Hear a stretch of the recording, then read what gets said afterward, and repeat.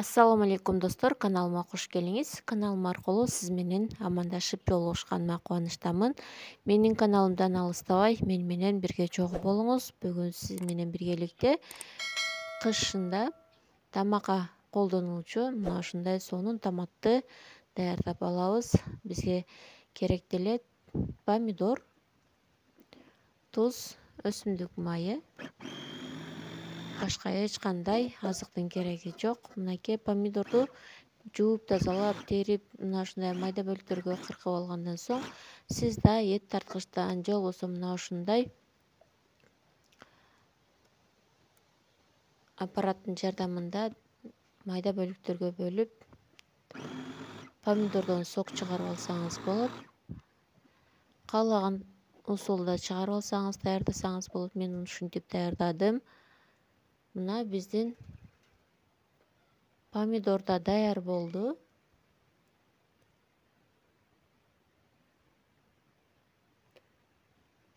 Достор, эгер менин каналымда жаңы болсоңуз, сөзсүз түрдө каналыма катталууну унутпаңыз. Видео жакса комментарий калтырыңыз. Сиз мындан да башка оңой жолун билсеңиз, сөзсүз түрдө комментарийга жазып, ой бөлүшө кетиңиз. Мына биздин даяр болгонубуз чама менен 17 литрдей болду. Эми ушул даяр өткөрүлгөн помидорду казаныбызга бир аз майды коюп, казанга баарын куябыз да астына убакыт кенен болсо жайыраак отто даярдасаңыз болот. Мен кечинде баштадым, ошондуктан жогорку отто эле даярдап алдым. Өтө тез даяр болду. Кечинде даярдасаңыз, эртең менен турганда өзү бүткөндөй болуп, сиз да эс алып каласыз. Ошондуктан мен да жумуштан келе калып эле мына ушундай жумуштарымды бүтүрүп, мына ушинтип томатты да кайнатып алдым.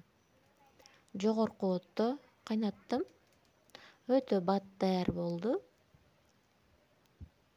Кандай идишке куйсам деп баш катырбастан, жөнөкөй гана суюк майдын идишине же болбосо суусундуктардын бөтөлкөсүнө куюп алсаңыз да болот. Мынакей ушинтип өтө катуу кайнаганда помидорубуз даяр болуп бышып жетилбесе, өтө көбүрүп көбүкчөлөр пайда болот. Убак саат аралаштырып турасыз астыны.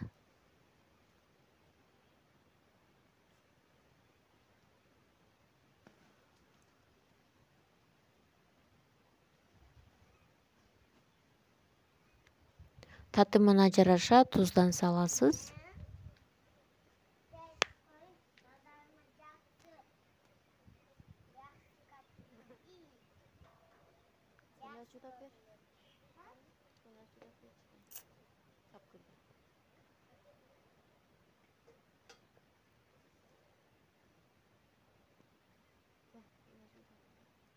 Мынакей ушинтип өтө көбүрүп кайнап жатат.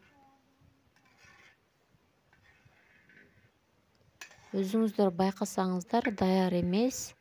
Астынан суусун бөлүп алган жокмун, ошондуктан жогорку отто кайнаттым. Суусу тартылып, коюу болуп томат пайда болгончо кайнатасыз.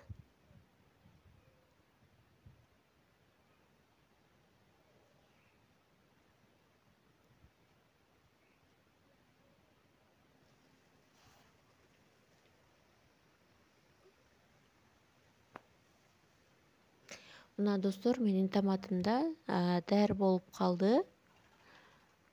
Ушинтип суусу тартылып, коюу болуп кайнаганда борт деп кайнаган жери атылып чыга баштайт. Мына ушул учурда биздин томат даяр болгон болот. Мен кечинде даярдадым, эртең менен идишке куям. Мына ушундай коюу томат даяр болду. Сиз да каалагандай идишке куйсаңыз болот. Мен желим бөтөлкөгө куйгандыктан муздатып куюп жатам. Эгер сиз жөн айнек идишке куя турган болсоңуз, ысык убагында куйсаңыз да жакшы болот.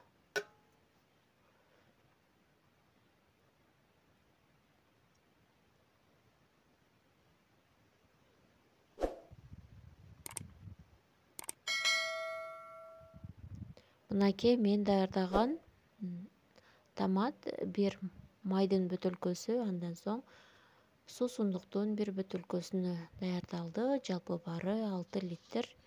Анан бир чыны болду. Кийинки видеодон жолукканча аман туруңуз. Баарыңыздарды жакшы көрөм.